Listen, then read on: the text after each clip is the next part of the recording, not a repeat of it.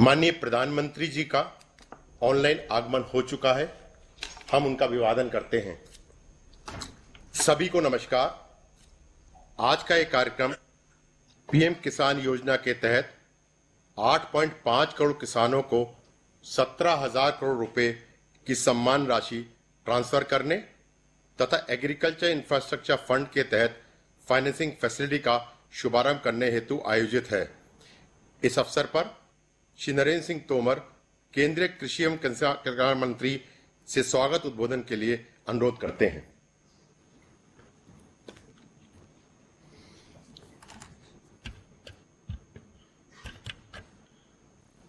आज के इस शुभ अवसर पर हम सबके मध्य विराजमान हमारे देश के लोकप्रिय और यशस्वी प्रधानमंत्री माननीय श्री नरेंद्र मोदी जी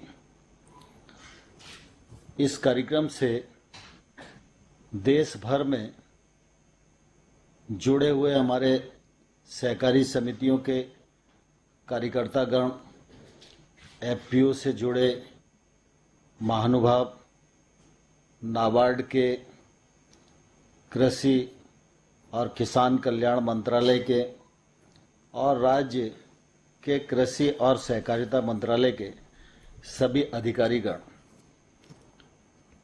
हम सब बहुत आभारी हैं माननीय प्रधानमंत्री जी के कि जब भी गांव, गरीब और किसान का विषय आता है तो प्रधानमंत्री जी उदारता पूर्वक अपनी योजनाओं में भी उनको प्राथमिकता देते हैं और जब उनसे रूबरू होने का वक्त आता है तब भी उदारता पूर्वक समय देकर हमेशा किसानों के बीच में उपस्थित रहने के लिए हमको अनुमति प्रदान करते हैं। उसी तारतम्य में आज फिर एक बार कृषि से जुड़े सभी किसान भाइयों और बहनों के बीच माननीय प्रधानमंत्री जी हैं। मैं मंत्रालय की ओर से और कृषि और सहकारिता से जुड़े हजार लोगों की ओर से माननीय प्रधानमंत्री जी का हृदय से बहुत बहुत स्वागत करता हूं, बहुत बहुत अभिनंदन करता हूं। मुझे बहुत प्रसन्नता है कि प्रधानमंत्री जी ने लॉकडाउन के अवसर पर भी कृषि के क्षेत्र को जो अनुमतियां प्रदान की, उसी का यह परिणाम है कि किसान ने फसल कटाई का काम पूरा किया, उपार्जन का काम पूरा किया, ग्रीष्म ऋतु की बुआई अधिक की और खरीफ के क्षेत्र में भी ठीक प्रकार से आज काम चल रहा है और गत वर्ष की तुलना में बुआई ज़्यादा है। माननीय प्रधानमंत्री जी, आपका हमेशा यह फोकस रहा है कि कृषि जितनी मजबूत होगी देश उतना मजबूत होगा और इसलिए चाहे वो एफपीओ 10,000 बनाने का विषय हो, चाहे हर किसान तक केसीसी पहुंचे इसके अभियान चलाने की बात हो, चाहे डिजिटल कृषि का विषय हो, चाहे पीएम किसान योजना के माध्यम से सभी किसानों को डिजिटली पैसे ट्रांसफर करने का मामला हो और चाहे आत्मनिर्भर भारत के अंतर्गत 1 लाख करोड़ से अधिक कृषि अवसंरचना के लिए पैकेज देने का मामला हो, हर विषय में आपने इस क्षेत्र को प्राथमिकता पर रखा और कृषि के साथ जो सहायक धंधे हैं, चाहे वो पशुपालन हो, चाहे वो मछली पालन हो, चाहे वो हर्बल खेती हो, चाहे वो मधुमक्खी पालन हो, चाहे फूड प्रोसेसिंग के लिए 10,000 करोड़ रुपए का सवाल हो, इस पैकेज के अंतर्गत कृषि के क्षेत्र में जो गैप्स बहुत लंबे समय से महसूस किए जा रहे थे, उनको पूरा करने के लिए यह एक बड़ी मदद आपकी ओर से हुई है। इसलिए हम सब किसानों की ओर से आपका हृदय से बहुत बहुत स्वागत करते हैं, अभिनंदन करते हैं और सारा देश इस बात का साक्षी है कि कोई सोच भी नहीं सकता था कि मंडी से किसान को आज़ाद कर दिया जाएगा। कोई सोच नहीं सकता था कि बुआई के समय ही कानून के माध्यम से मिनिमम मूल्य का करार किसान कर सकेंगे, लेकिन कानूनी बदलाव के माध्यम से आपने किसान को आज़ाद भी किया और किसान को मिनिमम मूल्य मिले इसके लिए कानूनी प्लेटफॉर्म भी उपलब्ध कराया। इस वजह से हम सभी किसानों की ओर से आपका इस अवसर पर हृदय से बहुत बहुत स्वागत और अभिनंदन करना चाहते हैं। सारा देश इस बात को जानता है कि 24 फरवरी 19 को आपने पीएम किसान योजना प्रारंभ की थी और तब से लेकर आज तक 75,000 करोड़ रुपया किसानों के खाते में सरकार के द्वारा भेजा जा चुका है। और आज ये जो छठवीं किस्त है, छठवीं किस्त में 8.5 करोड़ किसानों को 17,000 करोड़ रुपया आज आपके कर कमलों के द्वारा किसानों की जेब में जाएंगे। पूरे देश के किसान आज बहुत ही उत्सुकता के साथ इस कार्यक्रम को आपका संबोधन सुनने के लिए लालायित हैं। और मैं धन्यवाद देना चाहता हूं माननीय प्रधानमंत्री जी, 8 जुलाई को आपने कृषि अवसंरचना के लिए जो फंड आत्मनिर्भर पैकेज के अंतर्गत घोषित किया था, उसको मंत्रिमंडल से स्वीकृति प्रदान की। तब से आपके नेतृत्व में, आपके मार्गदर्शन में विभाग ने द्रुत गति से काम किया और आज हम बहुत ही प्रसन्नता के साथ कह सकते हैं कि 8 अगस्त को 1 महीना पूरा हुआ। आज 9 अगस्त है। 9 अगस्त भारत छोड़ो आंदोलन की भी तिथि है और आज भगवान बलराम जी का भी जन्मदिन है। और इस महत्वपूर्ण दिन पर 2282 पैक्स को 1128 करोड़ का ऋण आपके कमलों द्वारा स्वीकृत किया जाएगा। यह मैं समझता हूं कि अपने आप में ऐतिहासिक कदम है। मैं इस अवसर पर समूचे किसान जगत की ओर से आपका हृदय से बहुत बहुत स्वागत करता हूं, बहुत बहुत अभिनंदन करता हूं। धन्यवाद महोदय। अब माननीय प्रधानमंत्री जी से अनुरोध है कि वे बटन दबाकर पीएम किसान योजना के अंतर्गत सम्मान राशि का अंतरण करें। 17,000 करोड़ रुपए की सम्मान राशि लाभार्थियों बैंक खातों में तत्काल ट्रांसफर हो जाएगी। खड़ा होना पड़ेगा। पीएम खड़े हो गए। जैसे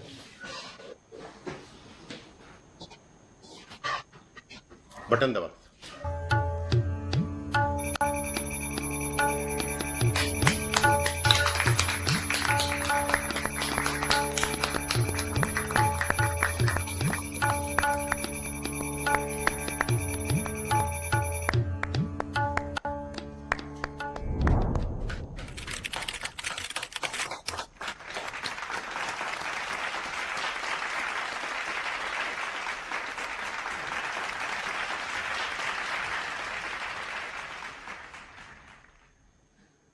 एग्रीकल्चर इंफ्रा फंड की फाइनेंसिंग फैसिलिटी के तहत 2,282 पैक्स को 1,128 करोड़ रुपए की लोन स्वीकृत किया जा रहा है। माननीय प्रधानमंत्री से अनुरोध है कि वे कृपया एग्रीकल्चर इंफ्रास्ट्रक्चर फंड के तहत वित्तीय सुविधा का शुभारंभ करें।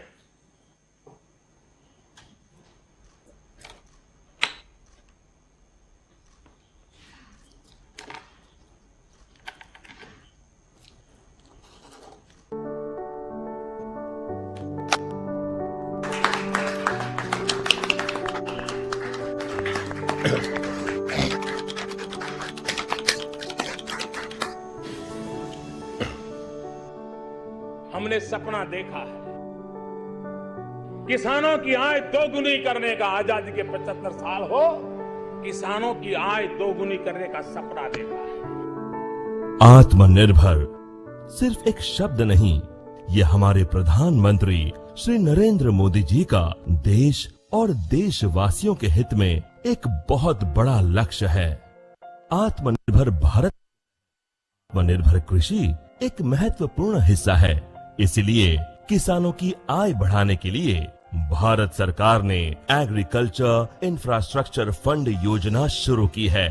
योजना के अंतर्गत 4 सालों के लिए 1 लाख करोड़ रुपए की व्यवस्था की गई है। 2020 से 21 में 10,000 करोड़ और आने वाले वर्षों में 30-30 हजार करोड़ रुपए वितरित किए जाएंगे। साथ ही 7 वर्षों के लिए 2 करोड़ रुपए तक के ऋण पर 3% ब्याज सब्सिडी की सुविधा दी है। इस योजना पर सभी बैंक्स MOU साइन करके योजना से जुड़ चुके हैं। ऋण देने वाले इन बैंकों के लिए क्रेडिट गारंटी सुविधा का प्रावधान भी किया गया है। इस योजना के तहत पोस्ट हार्वेस्ट मैनेजमेंट इंफ्रास्ट्रक्चर के जरिए किसान भाइयों को उत्पादों को सही दाम पर बेचने की आजादी और आय का स्थिर साधन मिलेगा, जिससे उनकी आमदनी में बढ़ोतरी होगी।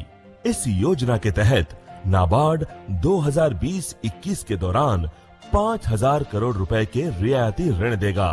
केंद्र शासन द्वारा दिए जाने वाली ब्याज सब्सिडी तथा नाबार्ड द्वारा दिए जाने वाले रियायती ऋण के फल स्वरूप प्राथमिक कृषि ऋण समितियों अर्थात पैक्स को केवल 1% ब्याज दर पर ऋण उपलब्ध होगा। इस योजना को मंजूरी 8 जुलाई 2020 को दी गई थी। एक महीने के भीतर ही नाबार्ड ने 2,280 से अधिक कृषि संस्थाओं के बीच लगभग 1,000 करोड़ रुपए की ऋण व्यवस्था की है।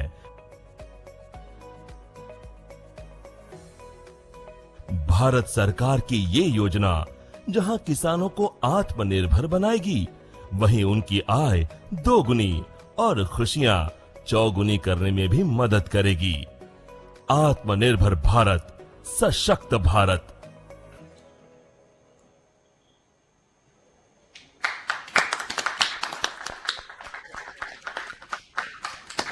महोदय, आपका बहुत धन्यवाद। अब हम कर्नाटक राज्य चलते हैं, जहां माननीय प्रधानमंत्री के साथ बातचीत करने के लिए हासन जिले के उगेन कृषि सहकारी साख समिति पैक के सदस्य उपस्थित हैं।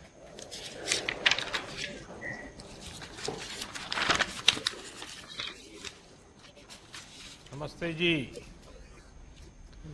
नमस्ते।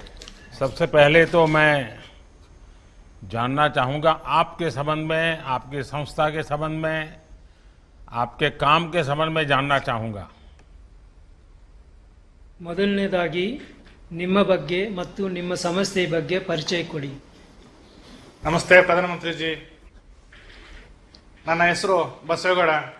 ನಾನು ಉಗನೆ ಪ್ರಾಥಮಿಕ ಕೃಷಿ ಪತ್ತಿನ ಸಹಕಾರ ಸಂಘ ಹಾಸನ ಜಿಲ್ಲೆಯ ಕಾರ್ಯದರ್ಶಿಯಾಗಿ ಕೆಲಸ ಮಾಡುತ್ತಿದ್ದೇನೆ. ನನ್ನ ಸಂಘವು 44 ವರ್ಷಗಳಿಂದ ಕಾರ್ಯನಿರ್ವಹಿಸುತ್ತಿದೆ. 29 ಗ್ರಾಮಗಳಿಂದ 2,300 ಜನ ಸದಸ್ಯರನ್ನು ಸೇರಿಸಿಕೊಂಡು ಸಂಘವನ್ನು ಮುನ್ನಡೆಸುತ್ತಿದ್ದೇವೆ.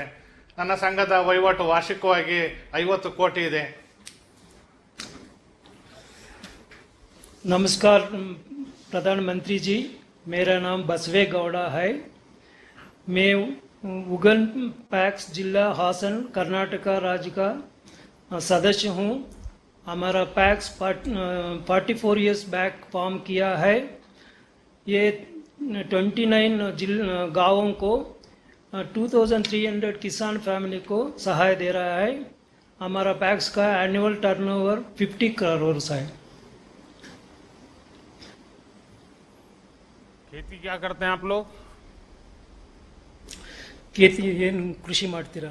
ಮಕ್ಕ ಮೆಕ್ಕೆಜೋಳ, ಶುಂಠಿ, ಆಲೂಗೆಡ್ಡೆ, ಅಡಿಕೆ ಈ ಥರ ಬೆಳೆಯನ್ನು ಮಾಡ್ತೇವೆ. यानी मक्का, सुपारी, मैं ठीक समझ रहा हूँ ना कन्नड़ को? Yes sir. आप सभी को क्यों लगा कि इस प्रकार का समूह बनाना चाहिए? विचार कैसे आया? ನಿಮ್ಮ ಎಲ್ಲರಿಗೂ ಈ ತರಹ ಸೊಸೈಟಿನ ಮಾಡಬೇಕಂತ ಏನಕ್ಕೆ ಅನಿಸ್ತಿತ್ತು? 40 ವರ್ಷಗಳ ಹಿಂದೆ ನಮ್ಮ ಸಂಘದ ವ್ಯಾಪ್ತಿನಲ್ಲಿ ಯಾವುದೇ ರೀತಿಯ ಸಾಲ ಸೌಲಭ್ಯ ಸಿಗ್ತಾ ಇರಲಿಲ್ಲ. ಸ್ಥಳೀಯವಾಗಿ ರಸಗೊಬ್ಬರ, ಕ್ರಿಮಿನಾಶಕ, ಬೀಜ ಇತರೆ ಸೌಲಭ್ಯಗಳು ನಮ್ಮಲ್ಲಿ ಸಿಗ್ತಾ ಇರಲಿಲ್ಲ. ಆ ಉದ್ದೇಶದಿಂದ ನಾವು ಸಂಘವನ್ನು ರಚನೆ ಮಾಡಿಕೊಂಡು ಆ ಸ್ಥಳೀಯವಾಗಿ ಎಲ್ಲ ರೀತಿಯ ಸಾಲ ಸೌಲಭ್ಯವನ್ನ ಹಾಗೂ ಕೃಷಿಗೆ ಸಂಬಂಧಪಟ್ಟ ಇತರ ಎಲ್ಲ ಪರಿಕರಗಳನ್ನ ಒದಗಿಸಲಿಕ್ಕೆ ಪ್ರಯತ್ನವನ್ನ ಮಾಡಿದ್ದೇವೆ. ಆ ರೀತಿಯಲ್ಲಿ ನಮ್ಮ ರೈತರಿಗೆ ಅನುಕೂಲ ಆಗಿದೆ. पिछले 40 साल का पिछले हमारे पास कोई सोसाइटी नहीं था। हमारा किसान भाइयों को ऋण नहीं मिलता था, कृषि सामग्री पास में नहीं मिल रहा था। इसलिए हम सोचा क्यों ना हम एक पैक्स बनाएंगे, हम ये सुविधा हमारा किसानों को देंगे। इस हम तरह तरह लोन दे रहा है, गोडाउन का सुविधा है, इनपुट भी सप्लाई कर रहा है। अभी आप किस योजना पर काम कर रहे हैं जिसके लिए आपको ये ऋण मिल रहा है, इतने पैसे मिल रहे हैं? इसका क्या, कौन सी योजना है आपकी? ಇವಾಗ ನೀವು ಯಾವ ಪ್ರಾಜೆಕ್ಟ್ನಲ್ಲಿ ಕೆಲಸ ಮಾಡುತ್ತಿದ್ದೀರಾ ಅದರಿಂದ ಸಾಲ ಪಡಲಿಕ್ಕೆ? ನಾವು ನಮ್ಮ ಕ್ಯಾತನಹಳ್ಳಿ ಗ್ರಾಮದಲ್ಲಿ 1200 ಮೆಟ್ರಿಕ್ ಟನ್ ದಾಸ್ತಾನು ಮಾಡಲು ಗೋದಾಮು ನಿರ್ಮಾಣ ಮಾಡಲು ಯೋಜನೆಯನ್ನು ಹಾಕೊಂಡಿದ್ದೇವೆ. ಇದರ ವೆಚ್ಚ 40 ಲಕ್ಷ ಇದೆ. ನಾವು ನಬಾರ್ಡ್ನಿಂದ 32 ಲಕ್ಷ ಸಾಲವನ್ನು ಪಡೆಯಲು ಪ್ರಸ್ತಾವನೆಯನ್ನು ಸಲ್ಲಿಸಿದ್ದೇವೆ. हम कैथनहल्ली में 1200 मीट्रिक टन का गोदाम बनाने के निर्माण करने के लिए योजना किया है. उसका लागत लगेगा 40 लाख. उनमें 32 लाख हम ऋण ले रहे हैं नाबार्ड से, क्योंकि ये हमारा सदस्यों को एडिशनल कैपेसिटी का गोडाउन हमारा जगह में होगा. अच्छा, ये गोडाउन बन जाने के बाद एक तो किसानों को क्या लाभ मिलेगा और कितने किसानों को लाभ मिलेगा, आपका क्या अंदाज है? ये ಗೋಡೌನ್ बनने की ಈ ಗೋಡೌನ್ ಆದ್ಮೇಲೆ ನಿಮಗೆ ಎಷ್ಟು ಜನಕ್ಕೆ ಇದರಿಂದ ಲಾಭ ಸಿಕ್ಕುತ್ತೆ, ಏನು ಲಾಭ ಸಿಕ್ಕುತ್ತೆ? ನಮ್ಮ ಭಾಗದ ರೈತರಿಗೆ ಸುಮಾರು 2,500ರಿಂದ 3,000 ರೈತರಿಗೆ ಲಾಭ ಆಗ್ತದೆ. ಹಾಗೂ ನಮ್ಮ ಭಾಗದಲ್ಲಿ ಅಡಿಕೆ ಮೆಕ್ಕೆಜೋಳ ಬೆಳೆಯೋದ್ರಿಂದ ಕಟಾವು ಮಾಡುವ ಸಂದರ್ಭದಲ್ಲಿ ಉತ್ತಮವಾದ ಬೆಲೆ ಸಿಗ್ತಾ ಇರಲಿಲ್ಲ. ಆದ್ದರಿಂದ ಆ ಬೆಳೆಯನ್ನ ದಾಸ್ತಾನು ಮಾಡಿಕೊಂಡು ನಾವು ಅವರಿಗೆ ಸಾಲ ಸೌಲಭ್ಯವನ್ನು ಒದಗಿಸ್ತೇವೆ. ಅವರು ರೈತರು ಆ ಬೆಳೆಯನ್ನ ಸಿಕ್ಕಿದಾಗ ತಮ್ಮ ಬೆಳೆಯನ್ನ ಮಾರಾಟ ಮಾಡಲಿಕ್ಕೆ ಅನುಕೂಲ ಆಗ್ತದೆ. ಹಾಗೂ ಅದರಿಂದ ಅವರಿಗೆ ಹೆಚ್ಚಿನ ರೀತಿಯ ಲಾಭ ಆಗ್ತದೆ. ಉತ್ಪಾದನಾ ವೆಚ್ಚ ಕಡಿಮೆಯಾಗಿ ಕೃಷಿ ಆದಾಯ ಹೆಚ್ಚಾಗ್ತದೆ. ಆಗ ದಾಸ್ತಾನು ಮಾಡಿಕೊಂಡಂತಹ ಬೆಳೆಗೆ ನಾವು ಆ ಪ್ಲೆಡ್ಜ್ ಲೋನ್ ಅನ್ನು ಕೊಡ್ಲಿಕ್ಕೆ ಕೂಡ ಅನುಕೂಲ ಆಗ್ತದೆ.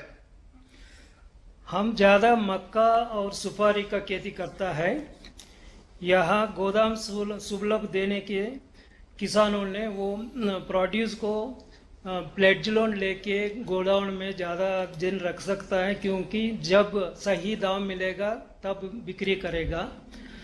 इसलिए और हम ये गोडाउन से कृषि सामग्री भी इकट्ठ करके उसको भी किसानों को कम दाम में देने को प्रयोजना है. कब तक पूरा हो जाएगा आपका ये काम? ಯಾವಾಗ ಮುಗಿಯುತ್ತೆ ಕೆಲಸ ಅಂತ? ಇನ್ನೊಂದು 3 ತಿಂಗಳಲ್ಲಿ ಕೆಲಸವನ್ನು ಮುಗಿಸ್ತೇವೆ. Another 3 months we are going to complete the work.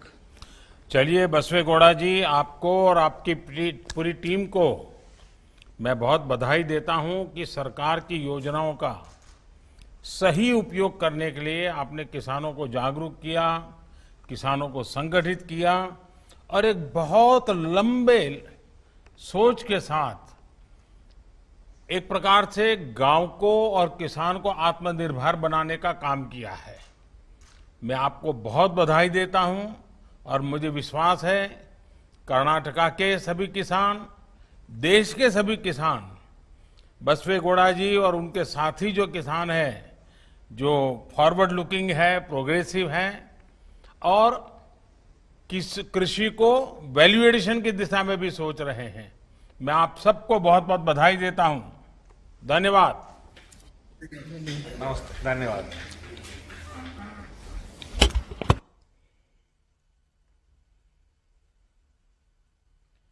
बातचीत करेंगे.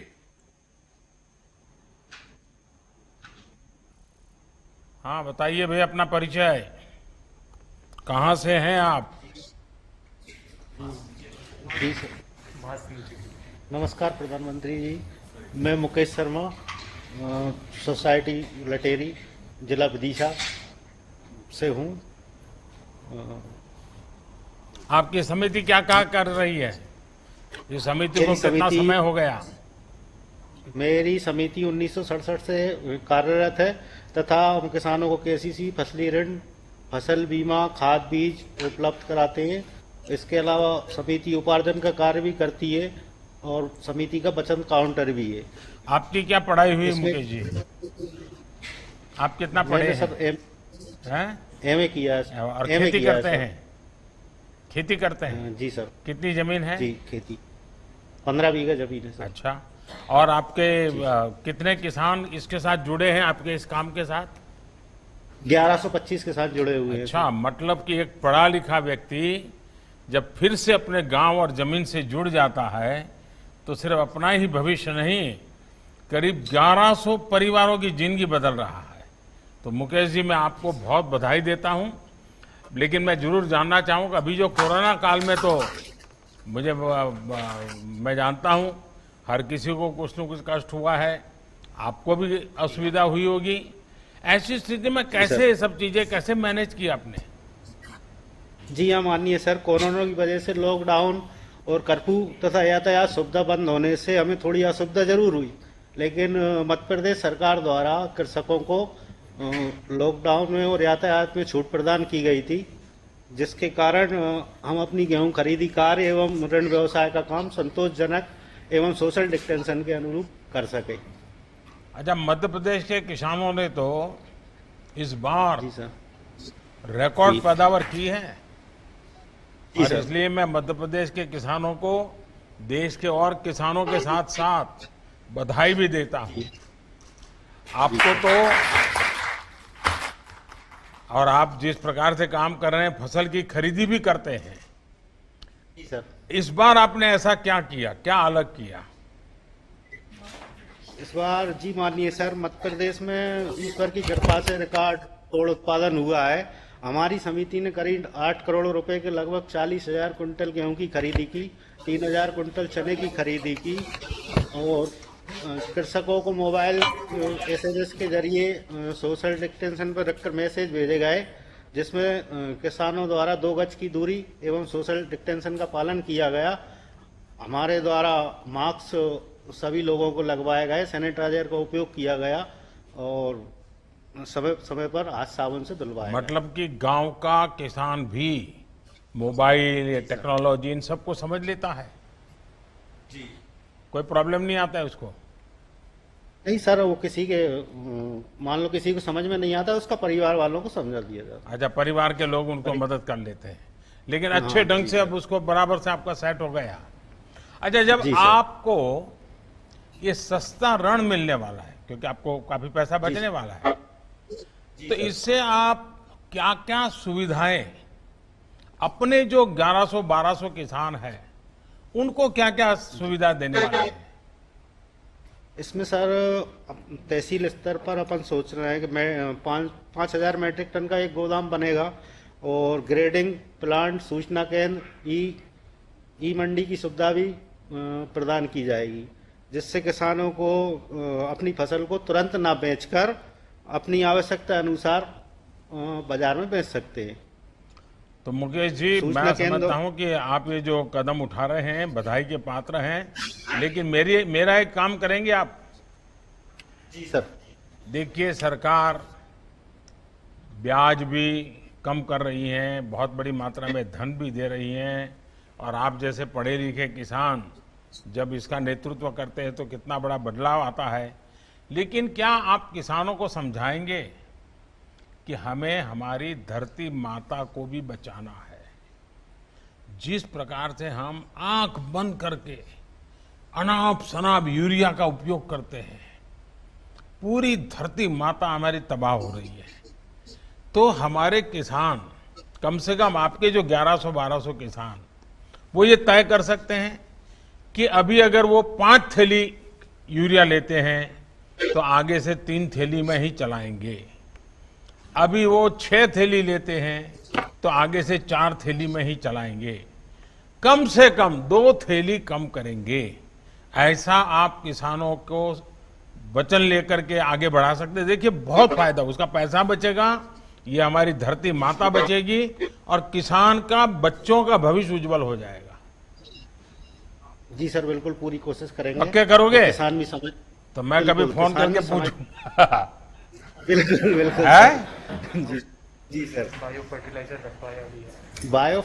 सर रखवाया भी है, अपने इधर है, और वो किसानों को अपन देते भी है। हाँ, नहीं, यूरिया कम करना एक तय करना चाहिए। देखिए, किसानों का फायदा अभी उनको अंदाज नहीं आ रहा है, उनको लगता है जितना ज्यादा डालेंगे फायदा होगा।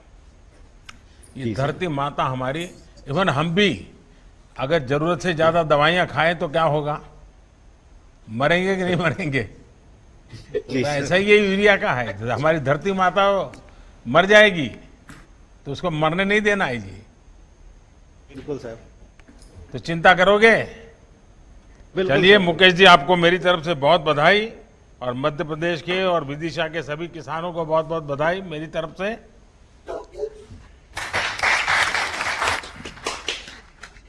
अब गुजरात राज्य के श्री संथाली जूट सेवा सहकारी मंडली लिमिटेड राजकोट के सदस्य को वार्ता के लिए आमंत्रित करता हूं।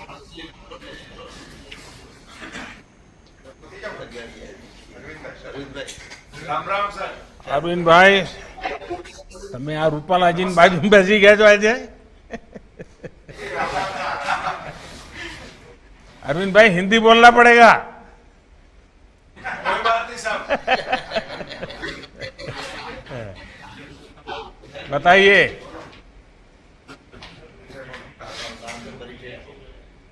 मेरा गांव सानाथली है और जसदण तालुका में पड़ता है और राजकोट डिस्ट्रिक्ट है, आप तो सब जानते हैं। और मेरी सोसाइटी में 2400 मेंबर्स है। 64 ईयर पुरानी हमारी सोसाइटी है। हर साल मुनाफा होता है और हर साल हम 15% हमारी सोसाइटी के सब मेंबर्स को डिविडेंड देते हैं। मेरा शॉर्ट टर्म का और लॉन्ग टर्म का केसीसी का सब मिला के 35 करोड़ का हम लोन देते हैं और हमारी रिकवरी 99.9% है हर साल। देखिए किसान की एक विशेषता है, उसका जितना राजा दिल होता है ना वो किसी का नहीं होता है। हमारे यहाँ गुजरात में तो कहते हैं चोर खाए मोर खाए, जब बचे वो किसान खाए। ये किसान की उदारता होती है। लेकिन और इसलिए किसान 1 रुपये का कर्ज है तो भी रात को सोता नहीं। ये हमारे देश की ताकत है। तो ये आपकी बात सही है कि करीब करीब 100% पैसा आपको वापस आता है। कितना मुनाफा करते हैं? सब लास्ट ईयर में मुझे 50 लाख का मुनाफा। बताने में कोई प्रॉब्लम नहीं है रे? नहीं साहब, कोई दिक्कत नहीं है।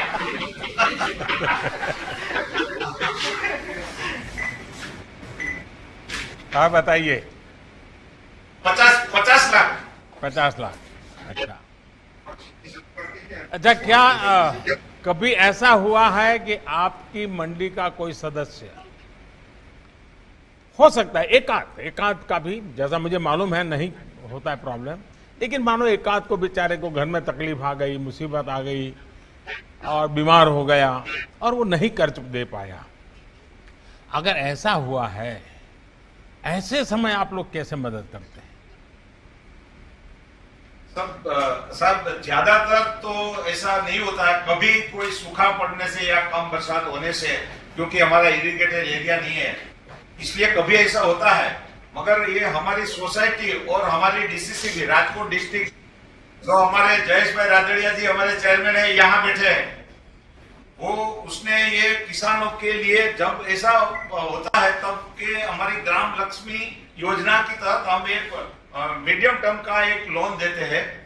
उसके हिसाब से हम ये किसान की कोई आय कम नहीं होती इससे, और दूसरे साल जब अच्छा वर्ष होता है तो वो पूरे प्रवाह में आ जाता है। इसलिए हमारा किसान 1% भी कोई दुखी नहीं है। अच्छा, किसानों के लिए हाल में कई बड़े बड़े फैसले सरकार ने लिए हैं और इसकी जानकारी, इनको लेकर जागरूकता भी फैलाने का आप स्वाभाविक रूप से काम करते हैं, क्योंकि मैं जानता हूं गुजरात के किसानों में ये स्वभाव भी है। तो इसका परिणाम क्या नजर आता है? सब भारत सरकार ने जो किसान हित के लिए जो योजनाएं बनाई है, किसान सम्मान निधि हो और किसान के ऋण के सामने इंटरेस्ट सबवेशन की योजनाएं हो, और अभी जो एपीएमसी एक्ट आया है उसके हिसाब से ये पूरी जानकारी हम हमारी शिविरों में, हमारी एजीएम में और किसान गोष्ठियां करके हम किसान तक ये सब बातें पहुंचाते हैं। और हमारा खास करके गुजरात का आप तो जानते हैं साहब, और खास करके हमारे सौराष्ट्र का और राजकोट डिस्ट्रिक्ट का किसान ये सब योजना से संपूर्ण वाकिफ है। आपने अकस्मात बीमा योजना, प्रधानमंत्री सुरक्षा योजना और प्रधानमंत्री की दूसरी जो योजना 2 लाख की आपने बनवाई है, उसका भी पूरा ब्यौरा हम किसान तक पहुंचा देते हैं। और प्रधानमंत्री फसल बीमा योजना का ये पूरा रजिस्ट्रेशन भी वो हमारे राजकोट डिस्ट्रिक्ट में खास करके हमारी बैंक और हमारी सोसाइटियां करती है। उसके लिए किसान को एक पैसा भी खर्च नहीं होता है। इसलिए ज्यादा से ज्यादा किसानों को हमारे सहकारिता के साथ जोड़ने का हम प्रयत्न करते हैं। और कोई भी किसान जब ये सूखा का और ऐसा कोई सूखा पड़ता है या कम वर्षा होती है, ऐसे समय एक क्रॉप इंश्योरेंस के बिना रहने नहीं देते।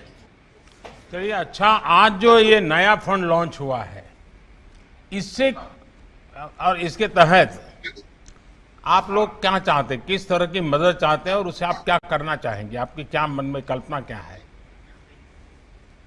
सबसे पहले तो साहब हम आपको और आपकी पूरी टीम को धन्यवाद देते हैं कि जब हमारी ये सोसाइटी की जो एक्टिविटी सिर्फ एडवांसेस देने की और छोटा मोटा व्यापार करने की थी, इस योजना आने के बाद किसान को पूरा माहिती मिलेगा, किसान का स्टोरेज बढ़ेगा और किसान अपने सभासदों के लिए और हमारे लोनी के लिए उसका स्टोरेज कैपेसिटी भी बढ़ेगा।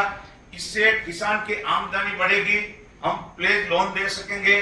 मेरी ही सोसाइटी की साथ बात करूं तो मैं यहाँ बड़ा एक आधुनिक गोडाउन बनाना हमारी सोसाइटी की ओर बनाना चाहते हैं। किसान अपना माल उसमें स्टोरेज करेगा और जरूरत पड़ने पर हम प्लेज लोन देके जब अपनी पैदावार का दाम बढ़ेगा तब किसान अपना माल बेच सकेगा। इससे और सर्विस सेक्टर से किसान की जमीन को सुधार करने में और उसके लिए जो छोटे छोटे किसान है वो ये थ्रेशर है, ट्रिलर है, ये सब खरीद नहीं सकते और हम हमारी सोसाइटी के माध्यम से ये सब इंस्ट्रूमेंट खरीद के कम दाम में किसानों को मुहैया कराएंगे तो हमारी सोसाइटी का भी लाभ है और हमारे एरिया के हमारी सोसाइटी के साथ जुड़े किसानों को भी उसकी आमदनी बढ़ाने में हम उपयोगी हो सकें। ऐसा मेरा मानना है। चलिए, आपने बड़ा प्लान बना दिया है और मुझे आपने बताया जयेश भी वहां बैठा है, तो मुझे दिखाई नहीं दिया। कहाँ है जयेश? हाँ। जयेश नमस्कार। जयेश, विठल भाई को 1 साल हो गया, परिवार में सब ठीक है? सब कुशल है? वहाँ आरसी फड़दू भी दिखाई दे रहे हैं। नमस्कार सर। चलिए, मुझे अच्छा लगा। मैं अब सभी देश के किसानों से सीधी बात करना चाहता हूं और मैं समझता हूं कि आज का दिवस बहुत महत्वपूर्ण है और इसलिए मैं सबसे पहले तो श्रीमान नरेंद्र सिंह जी तोमर, कृषि मंत्रालय के सभी अधिकारी, कृषि विभाग की पूरी टीम, बैंकिंग सेक्टर के मित्र, इन सबको मैं बधाई देता हूं क्योंकि आज छुट्टी का दिन होने के बाद भी बैंक समेत सभी लोग इस कार्यक्रम को सफल बनाने के लिए जुटे हुए हैं और मुझे खुशी है कि कृषि मंत्रालय ने आज का रविवार होने के बाद भी जो दिवस पसंद किया है और उसका कारण बहुत महत्वपूर्ण है, बहुत बड़ा प्रेरक है। आज हल षष्ठी है। हम किसान भाई बहन बहुत भली तरह जानते हैं कि आज हल षष्ठी है, भगवान बलराम जी की जयंती है और किसान भगवान बलराम को पूजता है, हल की पूजा करके ही अपने कारोबार को चलाता है।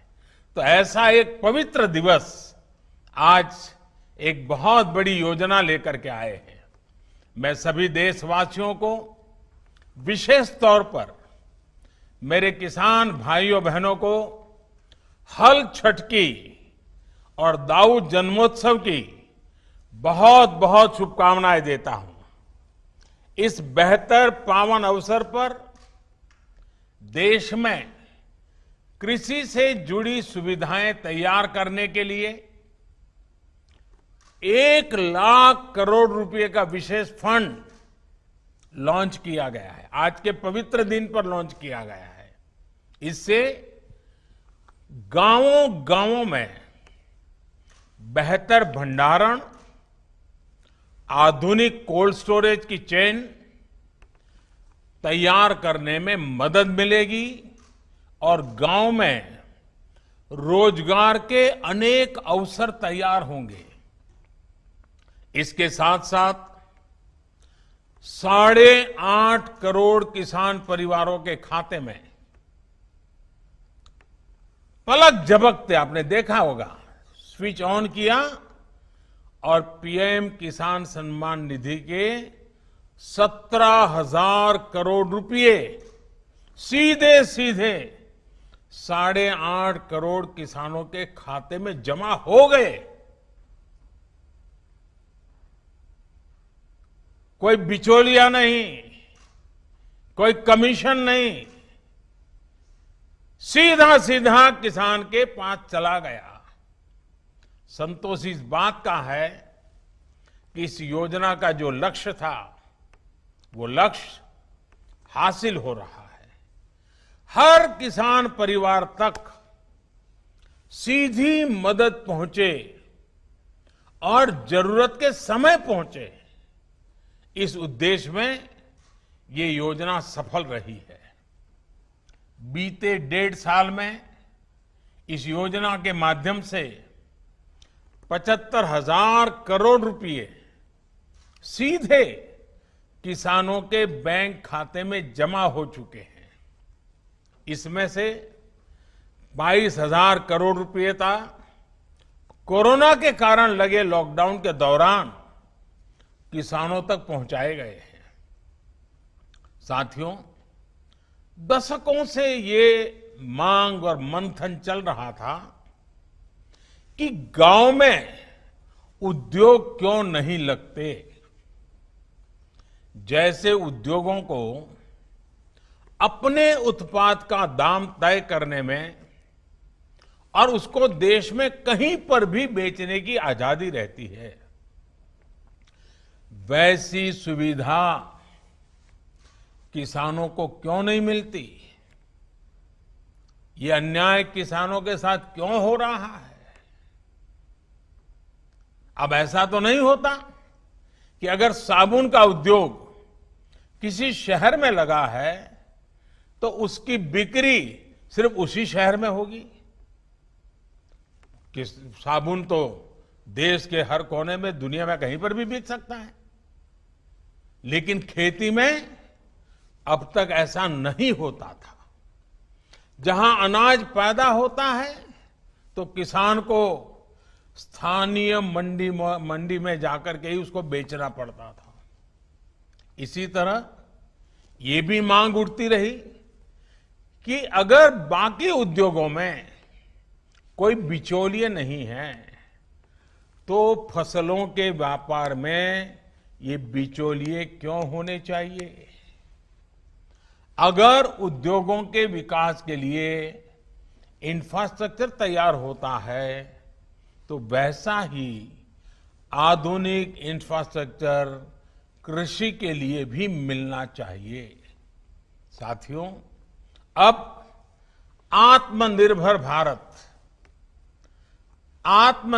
भारत अभियान के तहत किसान और खेती से जुड़े इन सारे सवालों के समाधान ढूंढे जा रहे हैं।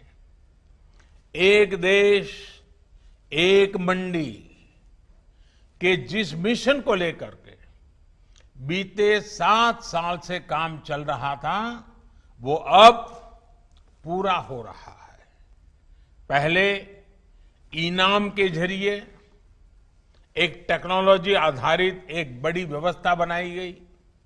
अब कानून बनाकर किसान को मंडी के दायरे से और मंडी टैक्स के दायरे से मुक्त कर दिया गया है। अब किसान के पास अनेक विकल्प है।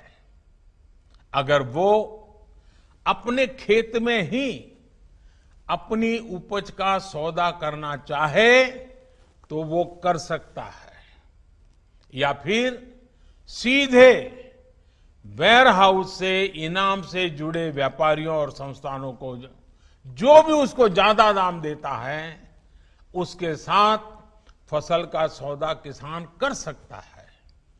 इसी तरह एक और नया कानून जो बना है, उससे किसान अब उद्योगों से सीधी साझेदारी भी कर सकता है। और मैं बताऊं, भारत के उद्योग जगत का जितना निवेश गांव और किसान में होना चाहिए था, वो बहुत यानी नगण्य था, मामूली था, और उसमें हमारे कुछ कानून नियम भी आड़े आते थे। अब देखिए, जैसे आलू का किसान चिप्स बनाने वालों से फल उत्पादक यानी बागवान, जूस, मुरब्बा, चटनी, या कोई आयुर्वेदिक पौधे वाले किसान है तो फार्मेसी को, जैसे उत्पाद बनाने वाले जो उद्योग हैं, उनके साथ वो पार्टनरशिप कर सकता है। इससे किसान को फसल की बुआई के समय तय दाम मिलेंगे, जिससे उसको कीमतों में होने वाली गिरावट से राहत मिल जाएगी। साथियों, हमारी खेती में पैदावार समस्या नहीं है, बल्कि पैदावार के बाद होने वाली उपज की बर्बादी ये बहुत बड़ी समस्या रही है। इससे किसान को भी नुकसान होता है और देश को भी बहुत नुकसान होता है। इसी से निपटने के लिए एक तरफ कानूनी अड़चनों को दूर किया जा रहा है और दूसरी तरफ किसानों को सीधी मदद दी जा रही है। अब जैसे आवश्यक वस्तुओं से जुड़ा एक कानून हमारे देश में बना था और कई दशकों पहले बना था, लेकिन वो क्यों बना था? क्योंकि उस समय देश में अन्न की कमी थी, भारी कमी थी, और इसलिए उस कानून की जरूरत थी। लेकिन आज तो अन्न के भंडार इतने भरे पड़े हैं कि इस प्रकार की रोक किसान का भी, अर्थव्यवस्था का भी और कंज्यूमर का भी नुकसान होता है। लेकिन बड़ा हैरानगी है कि ये कानून अभी भी चलता रहा। जब हम दुनिया के दूसरे बड़े अन्न उत्पादक बन चुके हैं, तब इस कानून की कोई जरूरत नहीं है। गांव में अगर अच्छे गोदाम नहीं बन पाए, कृषि आधारित उद्योगों को अगर प्रोत्साहन नहीं मिल पाया, तो उसका एक बड़ा कारण ये कानून स्वयं में एक बहुत बड़ा रुकावट था। और इस कानून में यह भी एक दुर्भाग्य रहा कि इस कानून का उपयोग से ज्यादा बाबुओं ने उसका दुरुपयोग किया। इससे देश के व्यापारियों को, निवेशकों को, उनको डराने का काम ज्यादा हुआ। अब इस डर के तंत्र से भी कृषि से जुड़े व्यापार को मुक्त कर दिया गया है। इसके बाद अब व्यापारी, कारोबारी गांवों में स्टोरेज बनाने में और दूसरी व्यवस्थाएं तैयार करने के लिए आगे आ सकते हैं। साथियों, आज जो एग्रीकल्चर इंफ्रास्ट्रक्चर फंड लॉन्च किया गया है, इससे किसान अपने स्तर पर भी गांवों में भंडारण की आधुनिक सुविधाएं बना पाएंगे। इस योजना से गांव में किसानों के समूहों को, किसान समितियों को, एफपीओ उनको वेयर हाउस बनाने के लिए, कोल्ड स्टोरेज बनाने के लिए, फूड प्रोसेसिंग के जुड़े उद्योग लगाने के लिए 1 लाख करोड़ रुपए की मदद मिलेगी। 1 लाख करोड़ रुपया इस काम को गति देने के लिए बहुत बड़ी ताकत है। ये जो धन किसानों को उद्यमी बनाने के लिए उपलब्ध कराया जाएगा और उस पर 3% ब्याज की छूट भी मिलेगी। थोड़ी देर पहले ऐसे ही कुछ किसान संघों से मेरी चर्चा हुई अभी, जो सालों से इस किसानों की मदद कर रहे हैं, संगठन बना करके कुछ न कुछ नई नई कल्पनाएं के साथ आगे बढ़ रहे हैं। इस नए फंड से देश भर में ऐसा काम करने वाले संगठनों को बहुत बड़ी ताकत मिलेगी, बहुत बड़ी मदद मिलेगी। साथियों, इस आधुनिक इंफ्रास्ट्रक्चर से कृषि आधारित उद्योग लगाने में एक बहुत बड़ा बदलाव आएगा और बहुत बड़ी गति आएगी।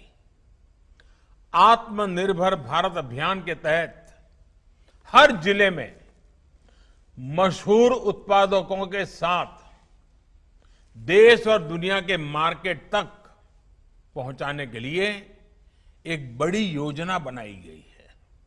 इसके तहत देश के अलग अलग जिलों में गांव के पास ही कृषि उद्योगों के क्लस्टर बनाए जा रहे हैं।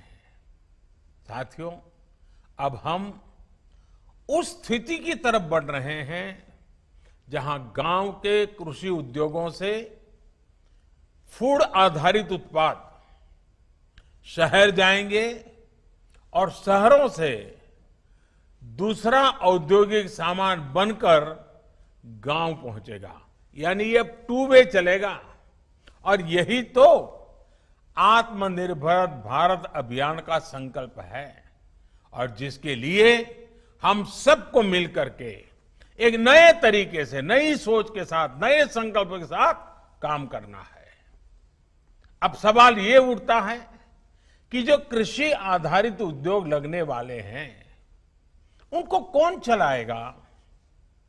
इसमें भी ज्यादा हिस्सेदारी हमारे छोटे किसानों के बड़े बड़े समूह, जिनको हम FPO कह रहे हैं या फिर हम उसको किसान उत्पादक संघ कह रहे हैं, इन्हीं के द्वारा होने वाली है। और इसके लिए बीते 7 साल से FPO किसान उत्पादक समूह इसका एक बड़ा नेटवर्क बनाने का अभियान चलाया है।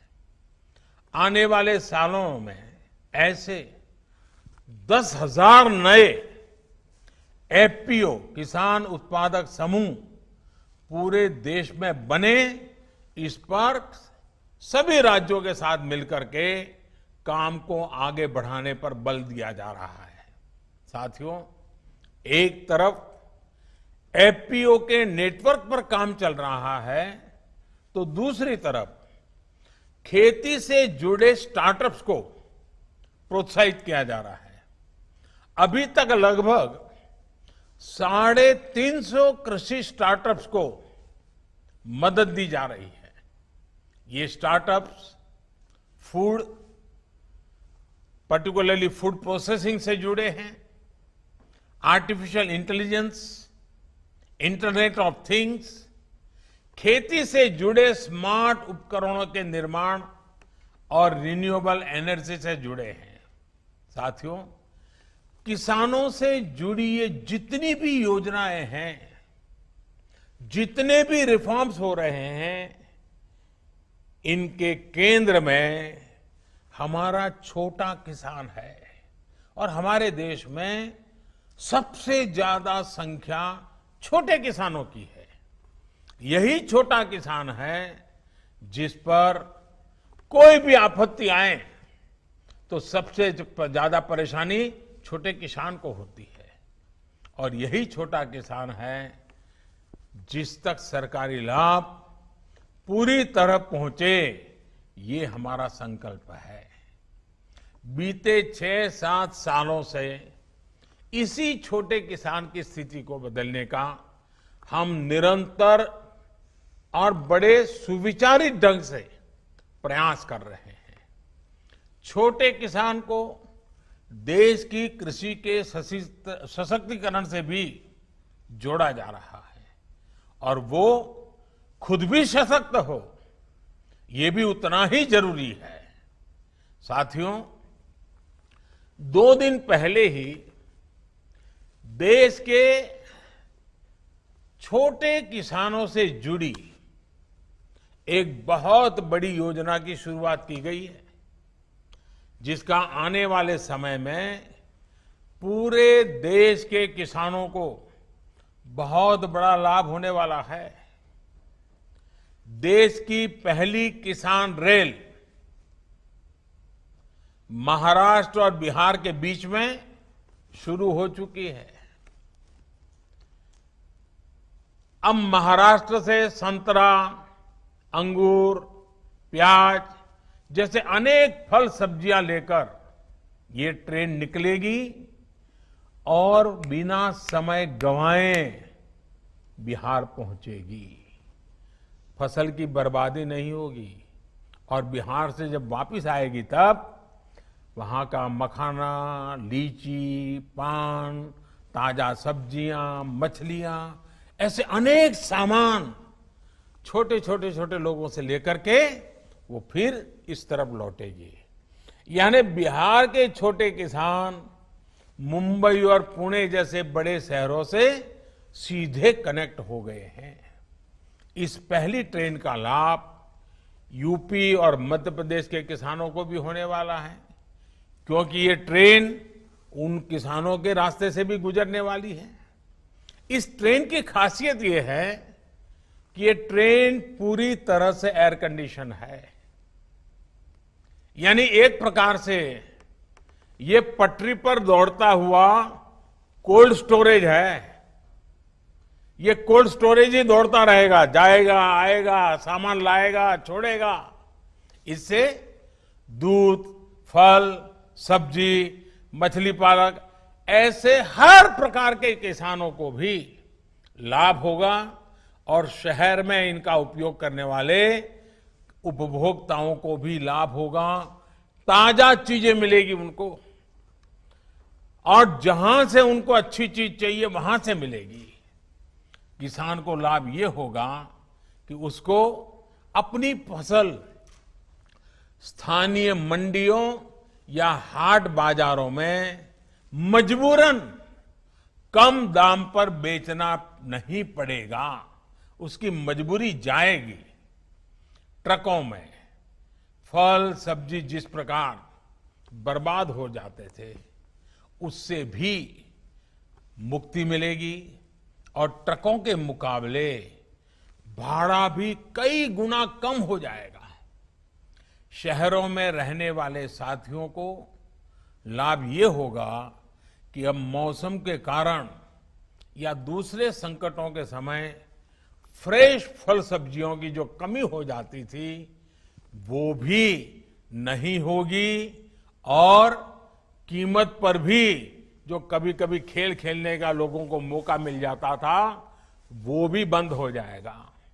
इतना ही नहीं, इससे गांवों में छोटे किसानों की स्थिति में एक और परिवर्तन आएगा। अब जब देश के बड़े शहरों तक छोटे किसानों की पहुंच हो रही है तो वो ताजा सब्जियों उगाने की दिशा में आगे बढ़ेंगे, पशुपालन और मत्स्य पालन की तरफ भी प्रोत्साहित होंगे।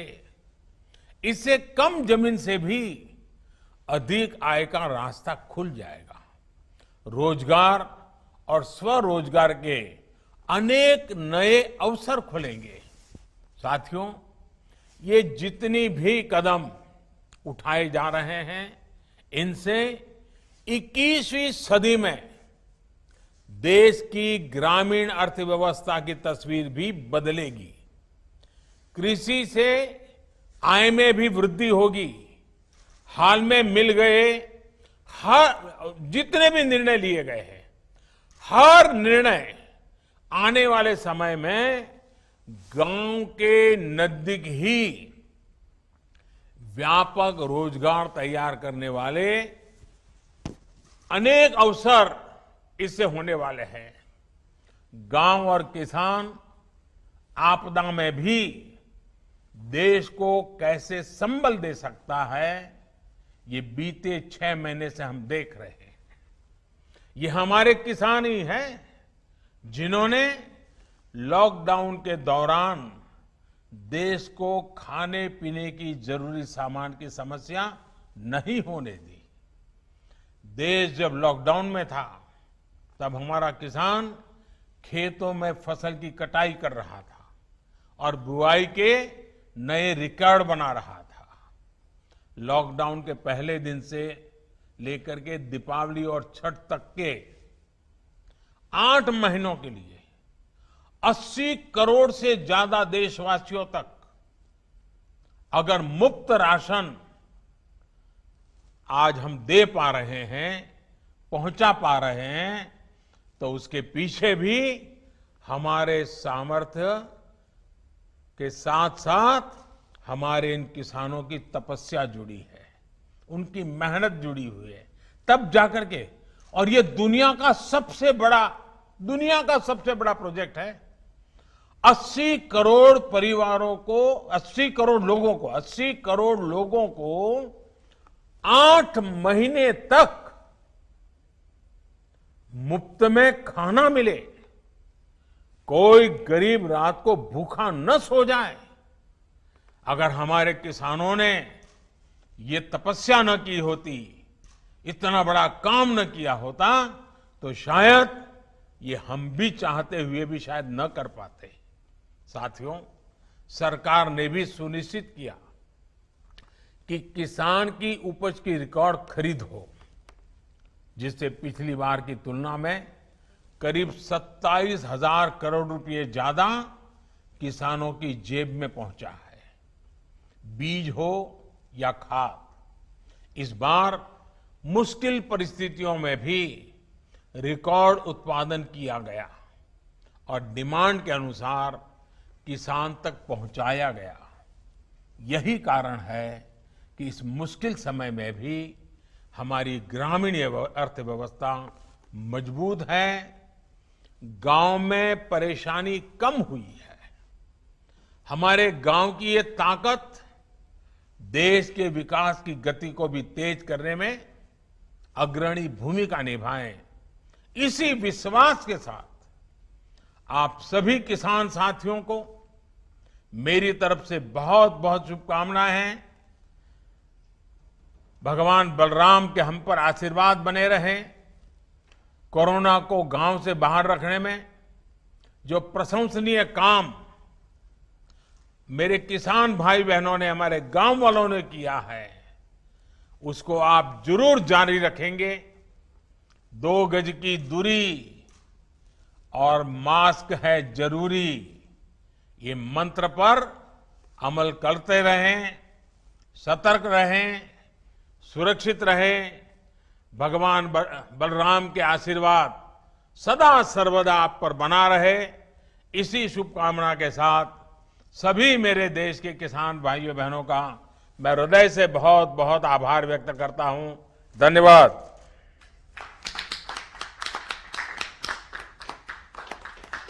हम माननीय प्रधानमंत्री श्री नरेंद्र मोदी जी तथा केंद्रीय कृषि एवं कल्याण मंत्री श्री नरेंद्र सिंह तोमर जी को आभार प्रकट करते हैं। जय हिंद, नमस्कार।